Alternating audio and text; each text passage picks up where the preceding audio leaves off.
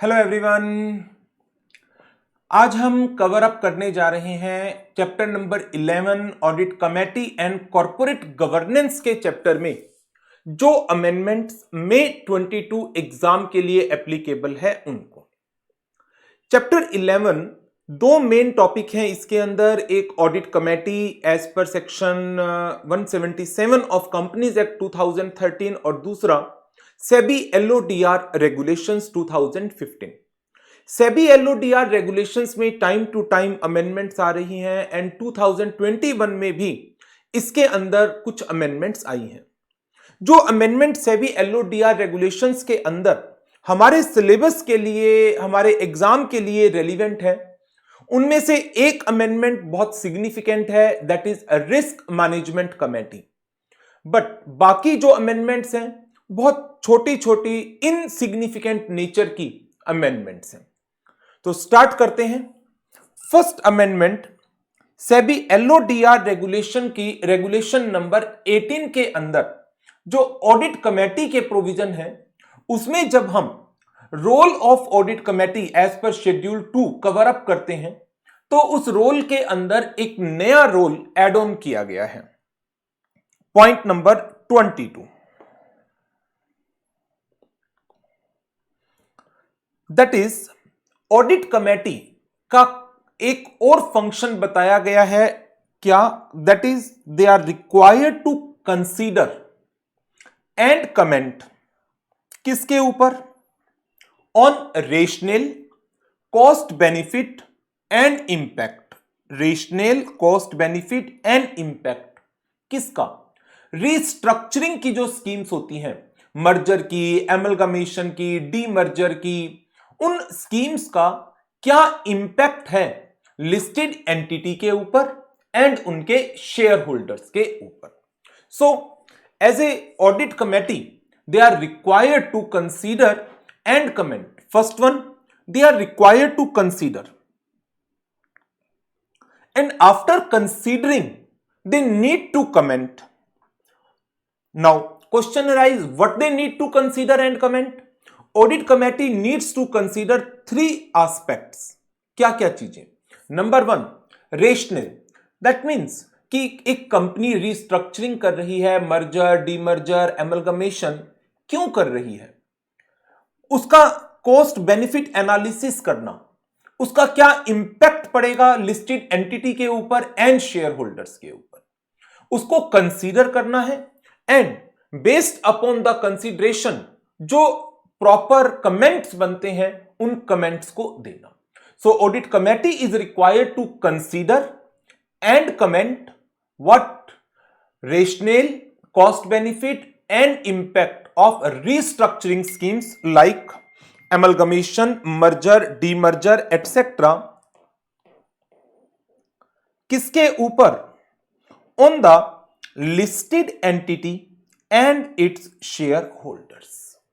सो ये पहली अमेंडमेंट है जो शेड्यूल 2 के पार्ट सी में रोल ऑफ ऑडिट कमेटी में नया पॉइंट एड ऑन किया गया है। ये अमेंडमेंट एक बहुत ही इनसिग्निफिकेंट अमेंडमेंट है कि इसके ऊपर अलग से कोई descriptive question, multiple choice question या केस स्टडी के अंदर इसको पूछा जाएगा, मुझे ऐसा नहीं लगता। नेक्स्ट अमेंडमेंट है applicability of SEBI regulations, SEBI LODR regulation. अब उसमें जो सेबी एलओडीआर रेगुलेशंस की एप्लीकेबिलिटी थी उसमें दो पॉइंट्स में चेंज किया गया है। यह भी अपने आप में एक इनसिग्निफिकेंट अमेंडमेंट है। क्या है वो पॉइंट?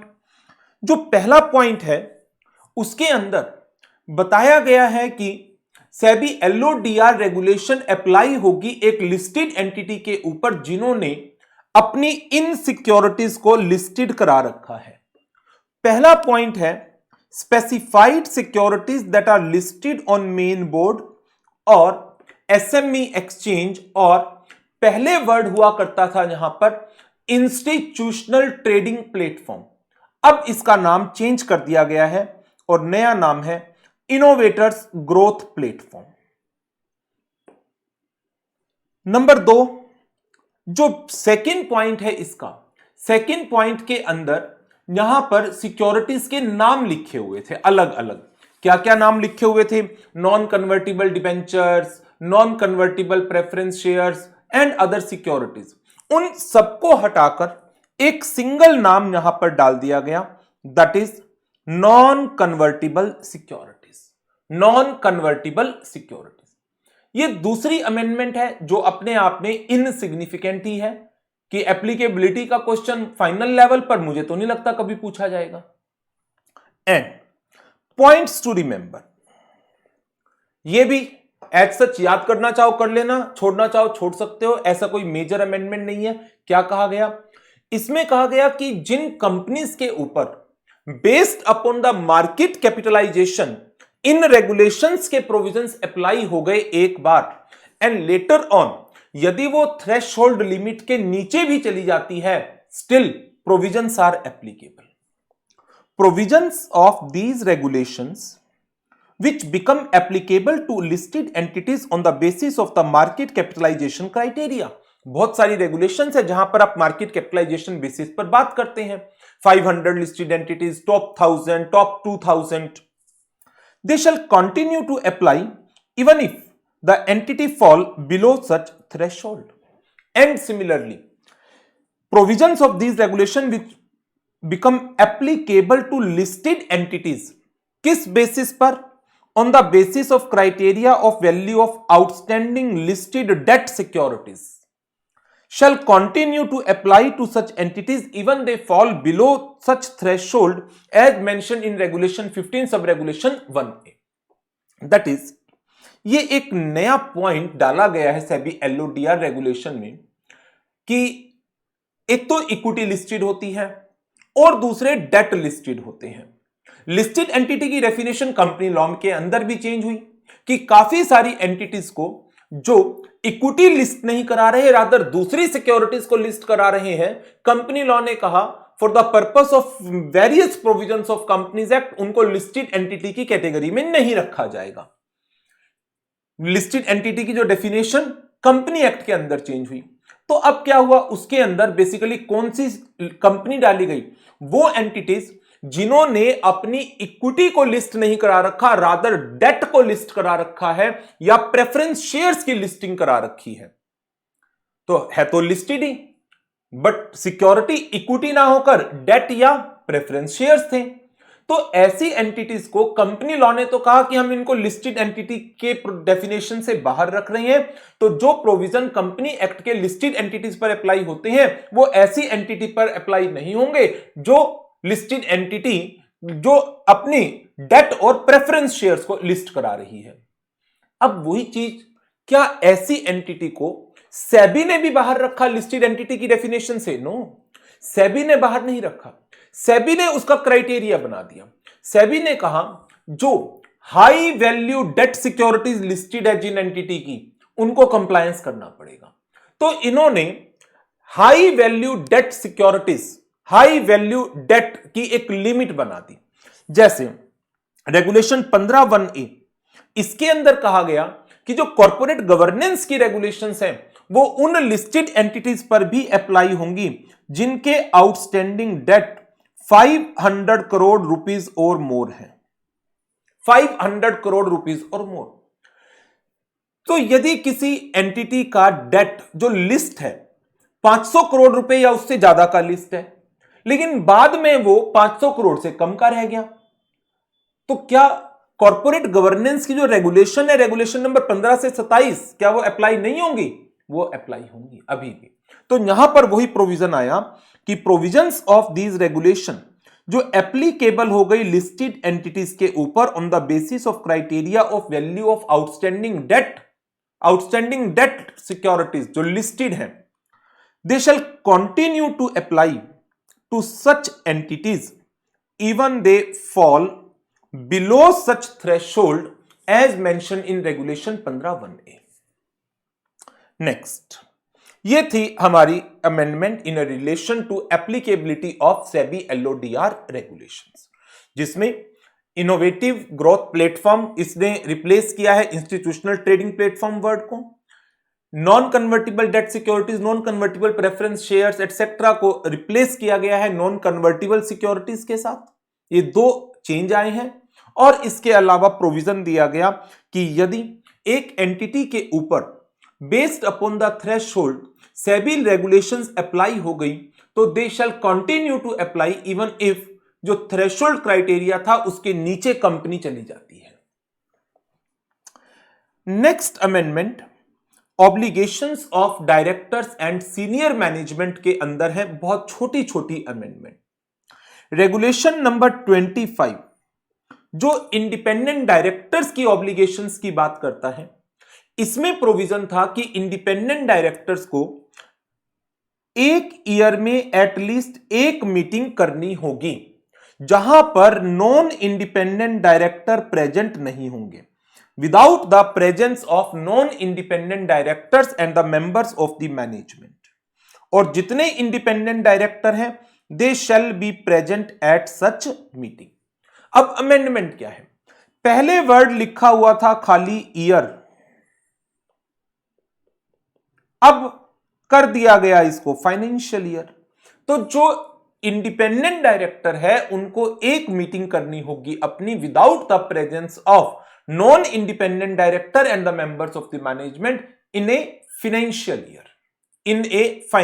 ईयर। और दूसरी अमेंडमेंट, वो तो नहीं भी करते तब भी कोई दिक्कत नहीं थी, हिज के साथ हर लगा दिया, बस हिज के साथ हर लगाया है। मींस कि मेल की जगह फीमेल इंडिपेंडेंट डायरेक्टर है तो उनकी कंसेंट, उनकी नॉलेज भी रिक्वायर्ड है, वो तो ऑब्वियस है। जनरल क्लॉजेज एक्ट इंटरप्रिटेशन के प्रोविजन जो इंटर में पढ़ रखे हैं आपने, वहां पर ही का मतलब शी भी है, हिज का मतलब हर भी है।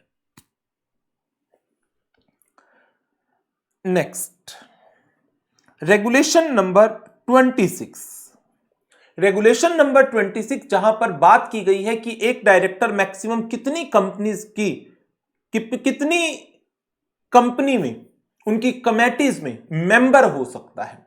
प्रोविजन था कि एक डायरेक्टर 10 कमेटी से ज्यादा में मेंबर नहीं हो सकता, चेयरपर्सन नहीं हो सकता 5 से ज्यादा कमेटीज में अक्रॉस ऑल लिस्टेड एंटिटीज जिसमें वो ही या शी, ही के साथ क्या लगा दिया, शी डायरेक्टर है।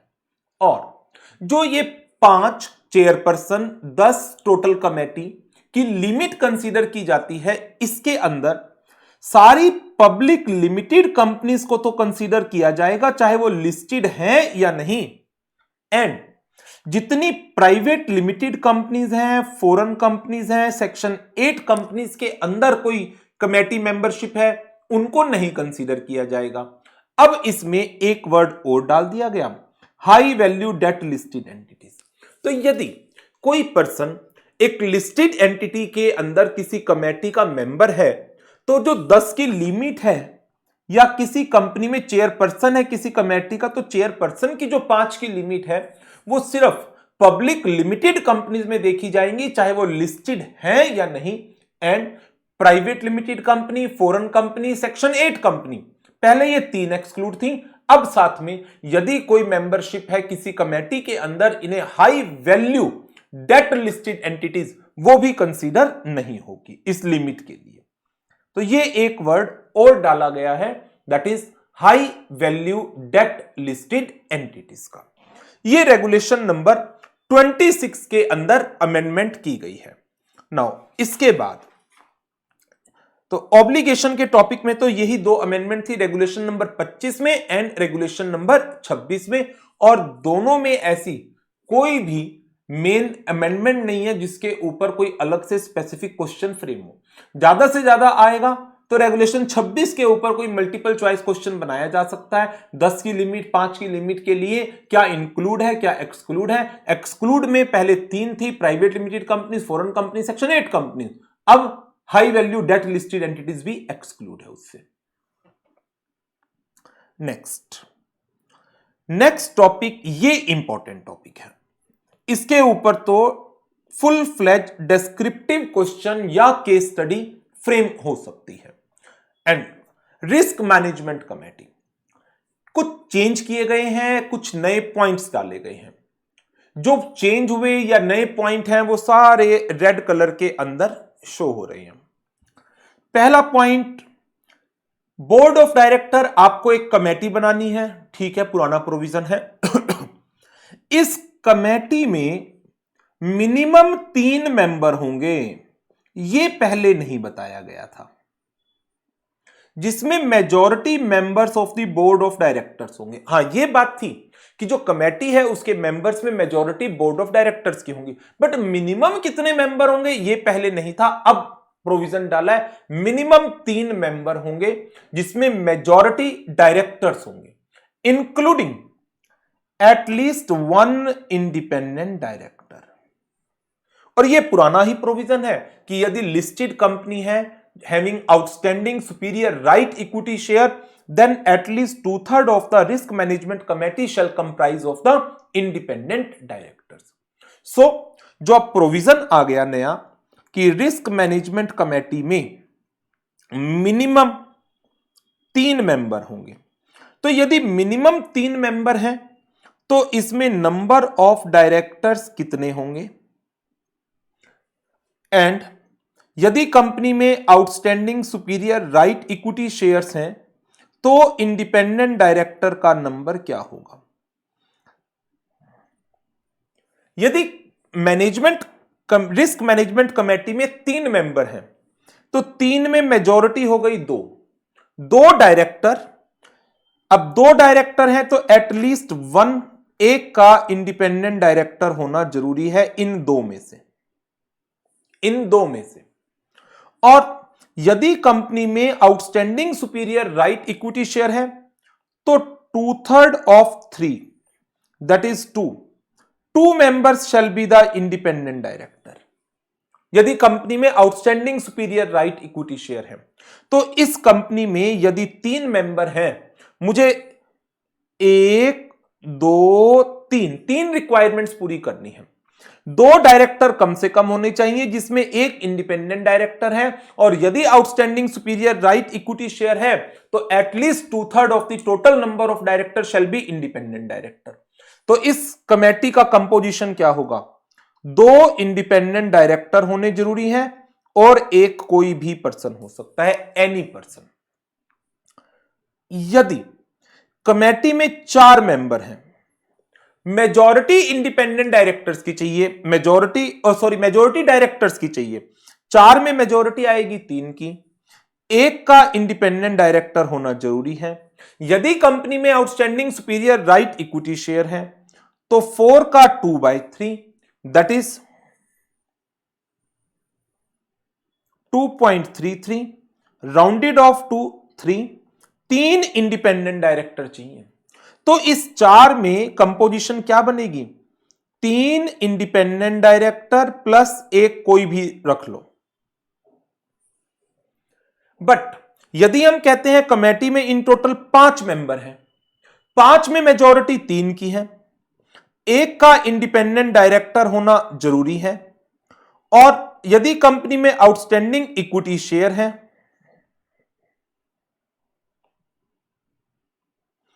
3.33, ये 2.67 बन रहा है ऊपर वाली calculation, 3.33 that is rounded off to 4। तो यदि 5 मेंबर हैं तो उसमें 4 इंडिपेंडेंट डायरेक्टर, एक अदर। यदि कंपनी में आउटस्टैंडिंग सुपीरियर राइट इक्विटी है तो, यदि आउटस्टैंडिंग सुपीरियर राइट इक्विटी नहीं है, 3 डायरेक्टर जिसमें एक इंडिपेंडेंट डायरेक्टर, बाकी 2 कोई भी हो सकते हैं। यदि कंपनी में 6 रिस्क मैनेजमेंट कमेटी में 6 मेंबर हैं, मेजॉरिटी 4 की, एक इंडिपेंडेंट डायरेक्टर का होना जरूरी है। यदि कंपनी में 7 मेंबर हैं रिस्क मैनेजमेंट कमेटी में और सुपीरियर राइट इक्विटी शेयर है, देन तो इस 7 का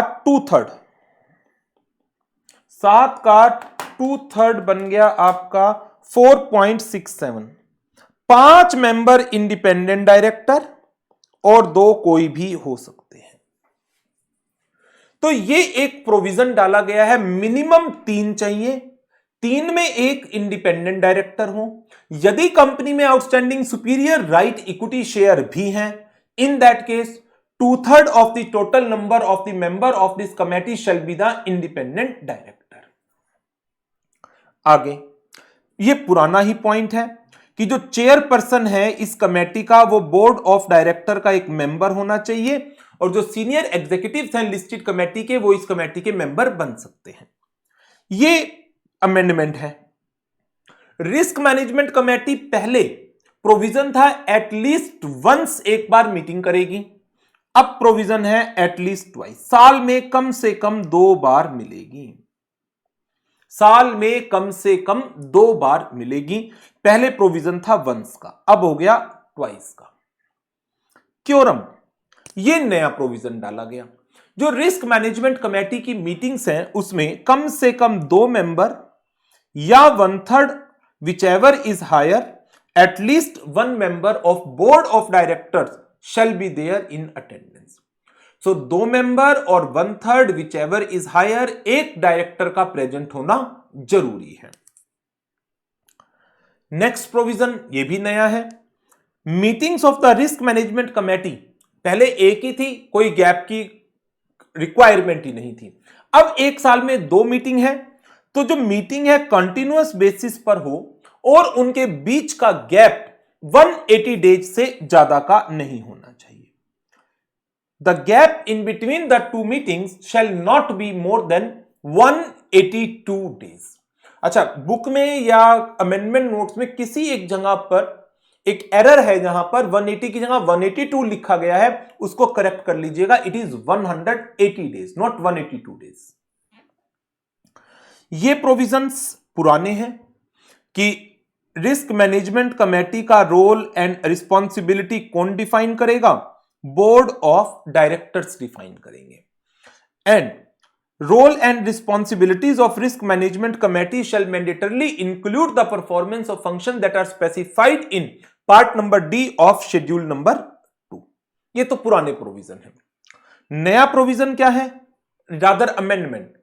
पहले रिस्क मैनेजमेंट कमेटी के प्रोविजन एप्लीकेबल थे top 500 listed entities based upon the market capitalization, but अब 1000 पर टॉप 1000 लिस्टेड एंटिटीज के ऊपर रिस्क मैनेजमेंट कमेटीज के प्रोविजंस अप्लाई होंगे। नेक्स्ट, रिस्क मैनेजमेंट कमेटी के पास पावर है to seek the information from any employee, obtain outside legal or other professional advice, and to secure the attendance of outsider with relevant exercise if it considered necessary, यदि उनको जरूरत महसूस होती है तो। ये प्रोविजन है रिस्क मैनेजमेंट कमेटी के जो चेंज आए हैं। नंबर में मिनिमम 3 नंबर, जिसमें मेजॉरिटी बोर्ड की होगी, एक इंडिपेंडेंट डायरेक्टर होगा। मीटिंग साल में 2 बार, 2 मीटिंग के बीच का गैप 180 डेज से ज्यादा का नहीं होना चाहिए। क्योरम 2 मेंबर और 1/3 whichever is higher, subject to presence of at least 1 director. 1 director, वो डायरेक्टर कोई भी हो सकता है। ये इंपॉर्टेंट अमेंडमेंट थी about the risk management committee. आगे बढ़ते हैं। नेक्स्ट, रेगुलेशन नंबर 24 के अंदर एक माइनर चेंज आया है।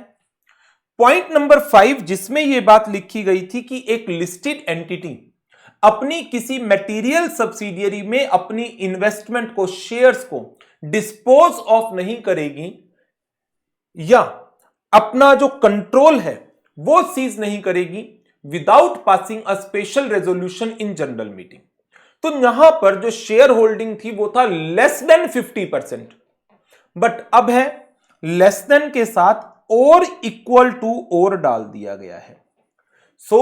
अ लिस्टेड एंटिटी वो अपनी किसी भी मटेरियल सब्सिडियरी में अपनी शेयर होल्डिंग को 50% या उससे नीचे, पहले था 50% से नीचे नहीं लाएगी, 50% पर भी यदि आप ला रहे हैं देन जनरल मीटिंग में स्पेशल रिजोल्यूशन पास करना जरूरी है। तो लेस देन के साथ इक्वल टू का साइन लगाया गया है। एग्जाम पॉइंट ऑफ व्यू से बात करूं तो कोई बहुत मेजर अमेंडमेंट ये मुझे नजर नहीं आती है, क्योंकि इतने माइन्यूटली क्वेश्चन मैंने ऑब्जर्व नहीं किए हैं कि इंस्टीट्यूट के क्वेश्चन इतने माइन्यूटली फ्रेम होते हैं लेस देन या इक्वल टू के कंसीडरेशंस के ऊपर। लास्ट अमेंडमेंट जो कॉर्पोरेट गवर्नेंस के अंदर आई है, रेगुलेशन नंबर 24 में सेक्रेटेरियल ऑडिट। इसके अंदर कहा गया कि जो लिस्टेड एंटिटी है उनको कंपनी सेक्रेटरी इन प्रैक्टिस से सेक्रेटेरियल ऑडिट करानी है और अपनी एनुअल रिपोर्ट के साथ सेक्रेटेरियल ऑडिट रिपोर्ट इन स्पेसिफाइड फॉर्म लगानी है। ये तो पुरानी बात है। नया क्या है? नया है सेक्रेटेरियल कंप्लायंस रिपोर्ट की एक कॉपी स्टॉक एक्सचेंज में सबमिट करनी है with in 60 days from the end of each financial year. Financial year खत्म होने के with in 60 days a copy of the secretarial compliance report that is certified by the company secretary in practice shall be submitted to the stock exchange in specified form. So ये amendments थी हमारी छोटी छोटी amendments in relation to SEBI LODR regulation corporate governance के topic के अंदर। So इस session को यहीं पर ओवर करते हैं और नेक्स्ट सेशन में नेक्स्ट टॉपिक की अमेंडमेंट्स को डिस्कस करेंगे। Thank you very much, goodbye, take care.